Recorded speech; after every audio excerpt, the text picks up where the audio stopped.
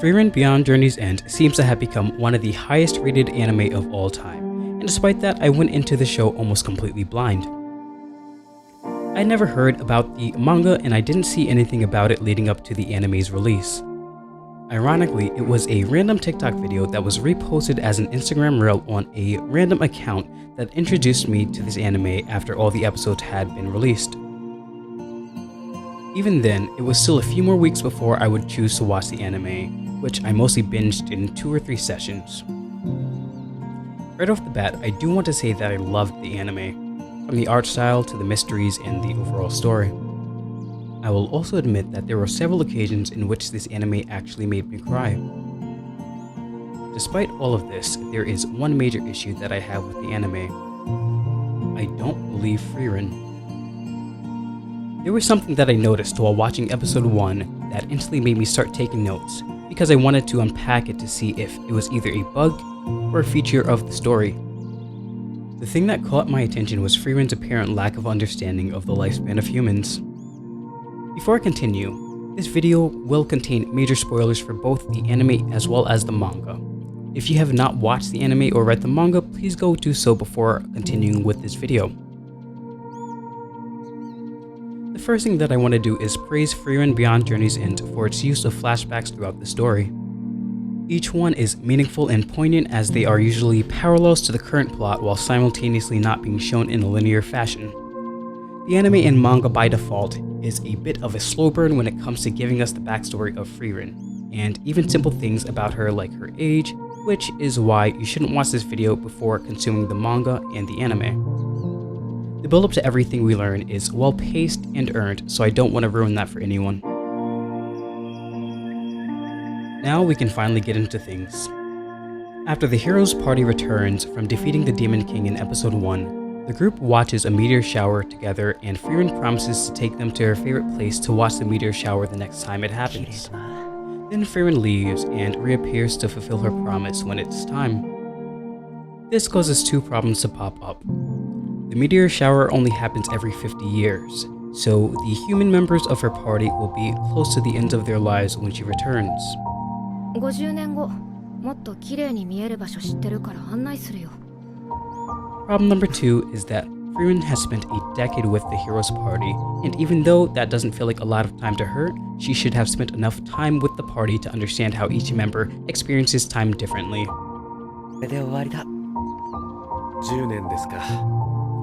At first, she feels odd when Himmel dies because she isn't crying, and people comment on how cold she is.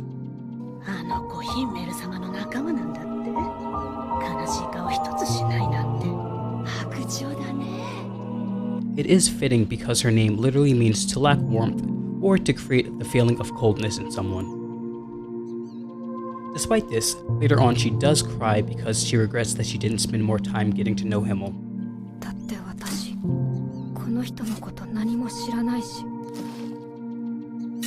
I do want to mention that at this point, it has yet to be determined whether or not Frieren is accurate in her assessment of not knowing Himmel very well, or if she in fact did know Himmel a lot better than she realized. I'll be really interested to see if these questions come into play at the end of the manga.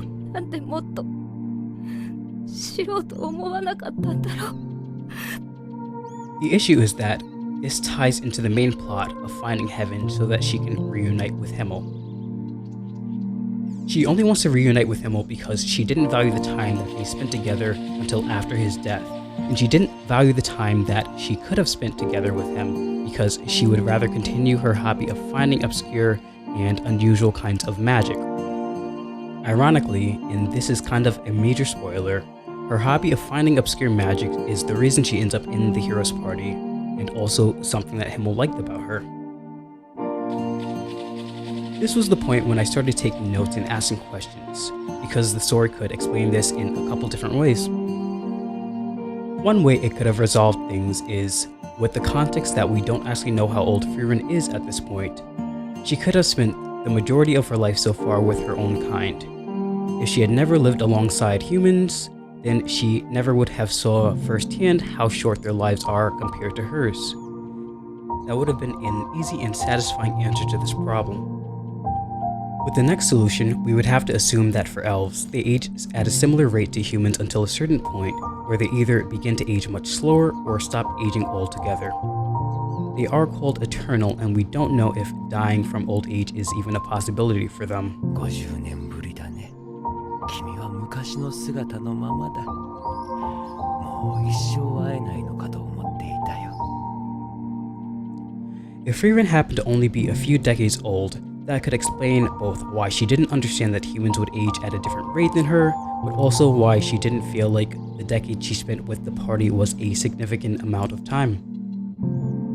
But then again, it would be a very fine line because if she was too close in age to the party members, then she would perceive time in a very similar way to them, and that decade would feel like a much more important amount of time for her. たった10年一緒に旅しただけだし。 Now, we have to get into blatant spoilers. Over the course of the story, we learn that Frieren is roughly 1,000 years old, and she did in fact spend the first part of her life in a village with other elves. We don't know how long she spent in that village, but we also do know that she spent hundreds of years by herself, rarely running into people and never making any connections. This, however, does not satisfy the question of why doesn't Frieren understand that humans have a much shorter lifespan than elves because of one fact that is a major part of the story. Long before she joins the hero's party, Frieren spends several decades with a human that she watches age and die. It's confirmed in the manga in 2 different chapters that Frieren spent half a century with that human, so it doesn't make sense that she would leave Himmel for 50 years and then be surprised and sad that he died shortly after she returned. Nothing justifies the first episode of the anime, and retroactively kind of makes the first episode not really make sense. This honestly isn't really a major issue with the anime or the manga, and doesn't affect my overall view and enjoyment of the anime. It's just something that caught my attention early on and doesn't change the fact that this is still a masterclass of world building, use of flashbacks, character growth, and overall just beautiful art and storytelling. There are actually still 2 things that can solve this problem for me. I didn't read the first few chapters of the manga, so it could be worded differently there, and also it could just be how the subtitles were for the first episode of the anime too. It could also be solved by what I said earlier, that Frieren did know Himmel a lot better than she realized and misassessed her feelings.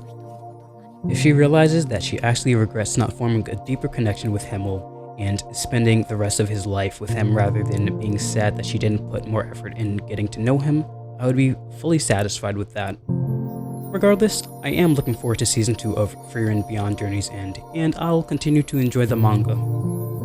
I would like to admit that I did remove a bunch of stuff from the script. There was a lot more details about the story and a lot more specific things, but I didn't feel like they were necessary for this video, especially because I personally also just like to consume videos on media that I haven't consumed, and in case anyone does ignore the spoiler warning at the beginning, they still, don't get spoiled too much for the anime or the manga. However, at some point I would like to make a deeper video on the story of Frieren Beyond Journey's End, probably going into detail on specific characters. 人間の寿命は短いって分かっていたのに。